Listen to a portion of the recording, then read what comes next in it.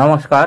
আজকে আমরা ক্লাস 2 এর একটি ইংরেজি বা ইংলিশের কোশ্চেন অ্যান্সারের ওয়ার্কশিট সলভ করার চেষ্টা করব। চলুন শুরু করা যাক। 1 নম্বরে বলেছে রাইট দ্য অপোজিট ওয়ার্ডস, অর্থাৎ বিপরীত শব্দগুলি লিখতে হবে। এ স্টপ, স্টপ মানে থামা, থামার বিপরীত হচ্ছে শুরু করা, শুরু করা ইংরেজি স্টার্ট। বি রাইট, রাইট মানে ডান দিকে, এর বিপরীত হচ্ছে বাম দিক, রাইটের অপোজিট হবে লেফট।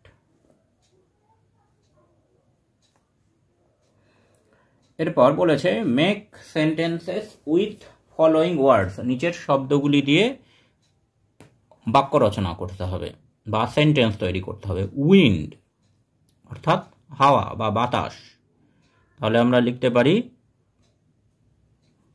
দ্য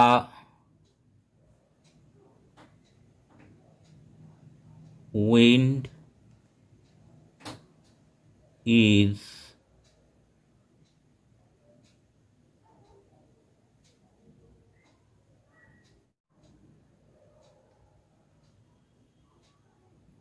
cold, বাতাস হচ্ছে ঠান্ডা। এরপরে ওয়ার্ডটি আছে থার্স্টি অর্থাৎ তৃষ্ণার্ত, এটা আমরা লিখতে পারি আই অ্যাম থার্স্টি, আমি তৃষ্ণার্ত। এরপরে বলেছে fill in the blanks with proper articles, এই যে শূন্যস্থান আছে এখানে সঠিক আর্টিকেলটি বসাতে হবে। অ্যারাবিয়ান সি অর্থাৎ আরব সাগর, অ্যারাবিয়ান সি একটি আছে, তাহলে এর আগে বসবে দি, দি অ্যারাবিয়ান সি। ইউরোপিয়ান, ইউরোপিয়ান এই ওয়ার্ডটিতে ভাওয়েল ই দিয়ে শুরু হলেও এর উচ্চারণ হচ্ছে ইউ, অর্থাৎ ওয়াই দিয়ে এর উচ্চারণটা আমরা শুরু করছি, আর ওয়াই হচ্ছে কনসোনেন্ট, তাই ইউরোপিয়ানের আগে বসবে এ, এ European. 15th August, 15th August একটি বিশেষ দিন, তাহলে এর আগে বসবে দি, দি 15 আগস্ট।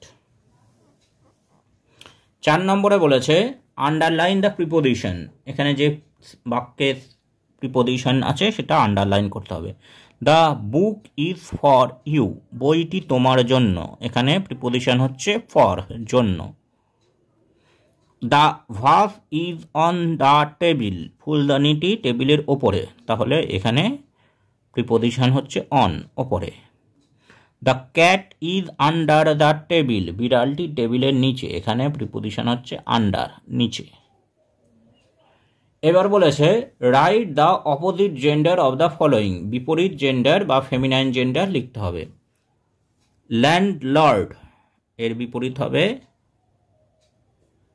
Land lady.